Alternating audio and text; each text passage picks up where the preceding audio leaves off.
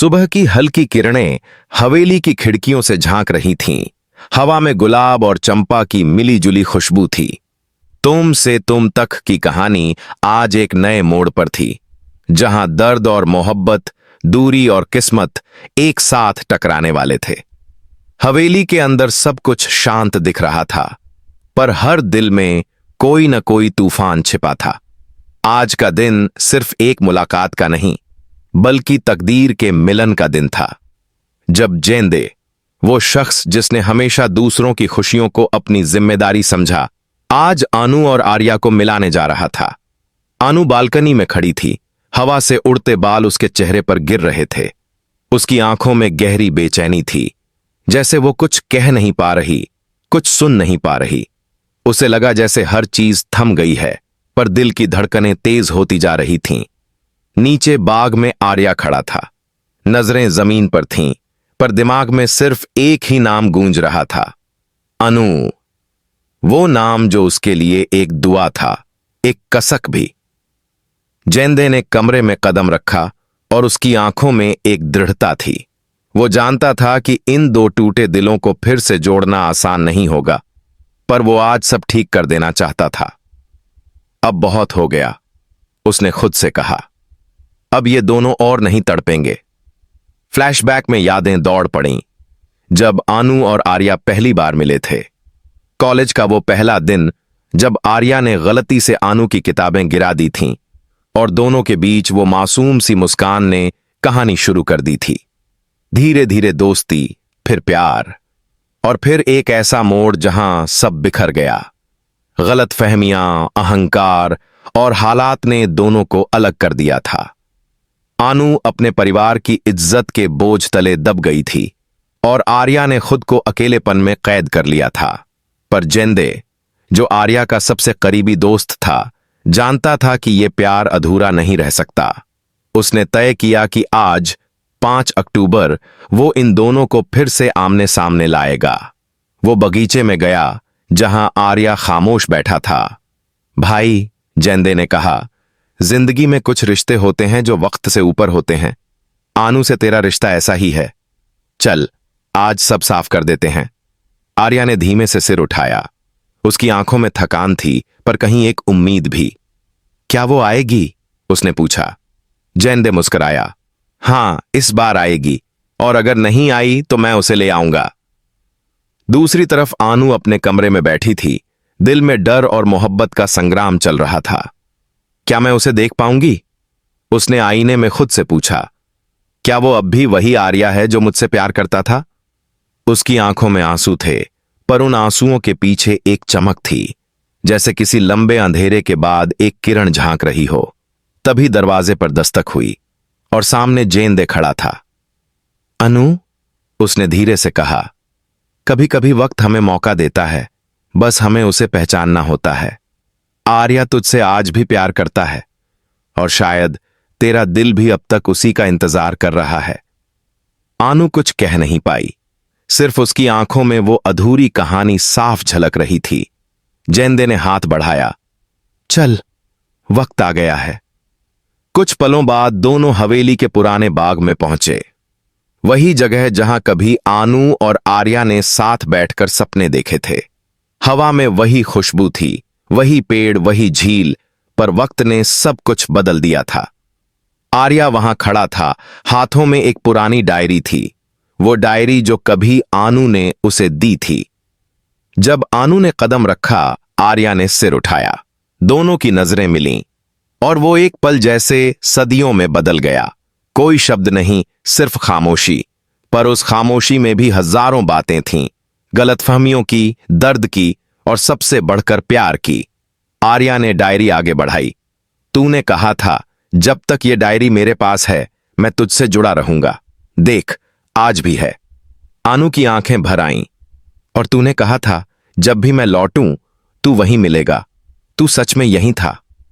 जेंदे दूर खड़ा ये सब देख रहा था, और उसके होंठों पर हल्की मुस्कान थी। उसकी कोशिश आज रंग ला रही थी। उसने जो सपना देखा था, वो आज साकार हो रहा था। फिर आर्या ने एक कदम आगे बढ़ाया। अनु, मैं नहीं जानता हमारे बीच क्या हुआ, क्यों हुआ, पर मैं जानता हूं मेरे दिल में आज भी तू ही है। अगर मुझसे कोई गलती हुई तो मैं माफी चाहता हूं। अनु ने आंसू पोंछे। गलती मेरी भी थी आर्या। मैंने तुझसे दूर रहकर खुद को सजा दी, पर अब मैं और नहीं भागूंगी। दोनों एक दूसरे के सामने खड़े थे, जैसे वक्त ने सब कुछ रोक दिया हो। और फिर धीरे धीरे आर्या ने हाथ बढ़ाया। आनू ने कांपते हुए हाथ आगे किया और उनकी उंगलियां एक दूसरे से छू गईं। वो स्पर्श जैसे कोई जादू। जेंदे ने आह भरी, एक राहत की। आखिरकार उसने मन में कहा, मेरा काम पूरा हुआ। लेकिन कहानी यहीं खत्म नहीं होती, क्योंकि इस मिलन के साथ एक नया अध्याय शुरू हुआ था। बाद में जब सूरज ढलने लगा, हवेली के आंगन में सब इकट्ठा थे। अनु और आर्या ने साथ बैठकर अपने रिश्ते की शुरुआत को एक नया नाम दिया, दोबारा। जेंदे ने कहा, तुम से तुम तक, अब यह सफर सच में शुरू हुआ है। हंसी, आंसू और मोहब्बत से भरा वो पल जो आज की तारीख को यादगार बना गया। 5 अक्टूबर का ये एपिसोड दर्शकों के दिल में बस गया। सोशल मीडिया पर हर जगह एक ही चर्चा थी, जेंडे ने कर दिखाया। अनु और आर्या को मिलाकर तुम से तुम तक को बना दिया सबसे खूबसूरत लव स्टोरी। कहानी अब नए मोड़ पर थी, क्योंकि अब जबकि अनु और आर्या फिर से साथ हैं, क्या जिंदगी उन्हें फिर से परखेगी? क्या अतीत की परछाइयां लौटेंगी? लेकिन आज सिर्फ खुशी थी, क्योंकि वो जो खो गया था वो फिर से मिल गया। जेंदे ने आह भरी, एक राहत की। आखिरकार उसने मन में कहा, मेरा काम पूरा हुआ। लेकिन कहानी यहीं खत्म नहीं होती, क्योंकि इस मिलन के साथ एक नया अध्याय शुरू हुआ था। बाद में जब सूरज ढलने लगा, हवेली के आंगन में सब इकट्ठा थे। आनू और आर्या ने साथ बैठकर अपने रिश्ते की शुरुआत को एक नया नाम दिया, दोबारा। जेंदे ने कहा, तुम से तुम तक, अब यह सफर सच में शुरू हुआ है। हंसी, आंसू और मोहब्बत से भरा वो पल जो आज की तारीख को यादगार बना गया। 5 अक्टूबर का यह एपिसोड दर्शकों के दिल में बस गया। सोशल मीडिया पर हर जगह एक ही चर्चा थी, जेंडे ने कर दिखाया। आर्या को मिलाकर तुम से तुम तक को बना दिया सबसे खूबसूरत लव स्टोरी। कहानी अब नए मोड़ पर थी, क्योंकि अब जबकि आनू और आर्या फिर से साथ हैं, क्या जिंदगी उन्हें फिर से परखेगी? क्या अतीत की परछाइयां लौटेंगी? लेकिन आज सिर्फ खुशी थी, क्योंकि वो जो खो गया था वो फिर से मिल गया। आनू ने आसमान की ओर देखा और फुसफुसाई, शुक्रिया जेंदे। और हवा में बस यही गूंजता रहा। रात ढल चुकी थी। हवेली की दीवारों पर चांदनी की परछाइयां फैल रही थीं। बगीचे में अब भी हल्की सी रोशनी थी और हवा में वो सुकून था जो लंबे समय बाद किसी घर में लौटा था। आनू और आर्या की मुलाकात ने सबकी आंखों में उम्मीद जगा दी थी, पर जेंदे के चेहरे पर एक अजीब सी गंभीरता थी। वो मुस्कुरा तो रहा था, मगर उसकी नजरों में कुछ छिपा हुआ था। आनू ने हल्के स्वर में कहा, जेंदे, अगर तू न होता तो शायद हम कभी नहीं मिल पाते। जेंदे ने उसकी ओर देखा और बस इतना कहा, कभी कभी किसी को टूटना पड़ता है ताकि दो दिल जुड़ सकें। आर्या ने उसके कंधे पर हाथ रखा। भाई, तूने जो किया उसके लिए जिंदगी भर आभारी रहूंगा। जेंदे मुस्कुराया, आभारी मत बनो, बस खुश रहो, यही सबसे बड़ी शुक्रिया है। लेकिन जैसे ही सब लोग हवेली के अंदर लौटे, जेंदे का चेहरा बदल गया। उसने ऊपर की मंजिल की ओर देखा। वहां पुरानी तस्वीरें टंगी थीं। एक तस्वीर में आर्या के पिता, आनू के पिता और जेंदे साथ खड़े थे, और पीछे लिखा था, हमारी दोस्ती, हमारी तकदीर। जेंदे ने धीमे से कहा, काश सब इतना आसान होता जितना ये तस्वीरें दिखाती हैं। अगली सुबह हवेली में रौनक थी। आनू और आर्या ने साथ में नाश्ता किया। कई महीनों बाद दोनों के चेहरे पर सुकून था। आर्या ने कहा, अब सब ठीक लग रहा है। आनू मुस्कुराई। हां, पर दिल कहता है कि अब भी कुछ बाकी है। आर्या ने उसकी आंखों में देखा। अब कोई रुकावट नहीं आएगी, मैं वादा करता हूं। पर उन्हें क्या पता था कि किस्मत ने अभी एक और परीक्षा रख छोड़ी थी। जेंदे हवेली के पुराने ऑफिस रूम में बैठा कुछ पुराने दस्तावेज देख रहा था। अचानक उसकी नजर एक पुराने लिफाफे पर पड़ी जिस पर लिखा था कॉन्फिडेंशियल फॉर जेंडे ओनली। उसका दिल धक से रह गया। उसने कांपते हाथों से लिफाफा खोला। अंदर एक पत्र था और जैसे जैसे उसने पढ़ा उसके चेहरे का रंग उड़ता गया। पत्र में लिखा था, जेंदे, अगर तुम ये पढ़ रहे हो तो जान लो कि आर्या और आनू की किस्मत आपस में सिर्फ मोहब्बत से नहीं जुड़ी बल्कि एक पुराने करार से बंधी है।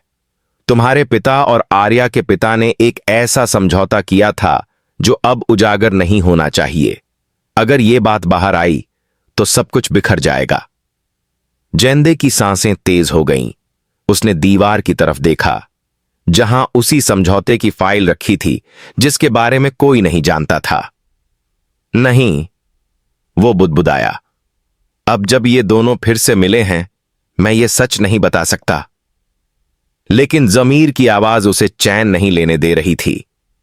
क्या मैं वही गलती दोहराने जा रहा हूं जो हमारे बुजुर्गों ने की थी? उधर अनु को जेंदे की बेचैनी महसूस होने लगी थी। वो उसके पास आई और पूछा, तू ठीक है ना? तेरे चेहरे पर कुछ अजीब है। जेंदे ने मजबूर मुस्कान दी। कुछ नहीं, बस थोड़ा काम था। अनु ने कहा, जेंदे, अब तू कुछ छिपा मत। आज जब सब ठीक हो रहा है तो कोई राज मत रख।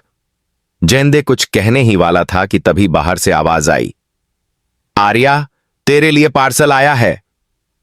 आर्या ने पार्सल खोला। अंदर वही समझौते की एक कॉपी थी और साथ में एक नोट। सच्चाई को छिपाना धोखा देने के बराबर है। अगर तुम दोनों सच जानते हो तभी यह रिश्ता टिकेगा। आर्या ने पत्र पढ़ा और उसका चेहरा सख्त हो गया। वो तुरंत जेंदे के पास गया। ये क्या है भाई? इसमें हमारे परिवार का नाम है और तेरे पिता का भी। जेंदे ने गहरी सांस ली। मैं नहीं चाहता था कि तुम ये जानो। तो अब बता दे, आर्या ने जोर से कहा। आनू घबराकर पास आई। क्या हुआ? जेंदे ने धीरे से कहा, सालों पहले हमारे पिता ने एक व्यावसायिक सौदा किया था। उस सौदे में तय हुआ था कि आनू के पिता का प्रोजेक्ट बचाने के लिए आर्या के पिता उन्हें आर्थिक मदद देंगे। बदले में आनू और आर्या का रिश्ता तय किया जाएगा, एक समझौते के रिश्ते के रूप में। आनू सन्न रह गई। क्या मतलब? हमारा रिश्ता किसी सौदे का हिस्सा था? जेंदे ने सिर झुका लिया। हां, पर सिर्फ शुरुआत में। आगे सब तुम्हारे प्यार की सच्चाई थी। आर्या ने आंखें मूंद लीं। तो जो मैं अब तक सच्चा समझता रहा वो झूठ था? जेंदे ने हाथ जोड़े। नहीं आर्या, प्यार सच्चा था। वो सौदा तो बस एक कारण बना, पर जो बंधन बना वो दिल से था। मैंने सब छिपाया क्योंकि मैं नहीं चाहता था कि तुम्हारा अतीत तुम्हारे भविष्य को तोड़ दे। आनू की आंखों से आंसू झरने लगे। जेंदे, तूने हमें मिलाया, पर अब वही सब तोड़ रहा है। जेंदे ने कहा, मैंने झूठ नहीं कहा, बस सच बताने में देर की। आर्या गुस्से में बाहर चला गया और आनू वहीं बैठी रही। हवेली की हवा भारी हो गई थी, जैसे किसी ने फिर से सब तोड़ दिया हो। रात को जेंदे अकेला छत पर बैठा था। उसके सामने वही तस्वीर थी, तीनों दोस्तों की। उसने धीमे से कहा, पापा, शायद आपने जो शुरू किया था मैं उसे खत्म करने की कोशिश कर रहा हूं, लेकिन यह सच्चाई अब मेरी जान ले रही है। तभी पीछे से कदमों की आहट आई। आर्या था। उसने चुपचाप पास आकर कहा, भाई, मुझे गुस्सा आया, पर अब समझ आया कि तूने जो किया वो हमारे लिए किया। जेंदे ने देखा, उसकी आंखों में सुकून था। आर्या बोला, हमारा रिश्ता किसी कागज से नहीं, दिल से बना है। अब चाहे जो सच आए हम उसे साथ झेलेंगे। नीचे आनू ने दोनों को देखा और उसकी आंखों में राहत थी। वो धीरे से बोली, तुमसे तुम तक, अब ये नाम अपने मायने पा गया है। सुबह हुई। हवेली में फिर से उजाला था। जेंदे ने वह पुराना करार जलाकर खत्म कर दिया। अब ये कहानी सिर्फ प्यार की होगी, उसने कहा। आनू और आर्या ने हाथ थामे और साथ चल पड़े, नए सफर पर, नए वादों के साथ।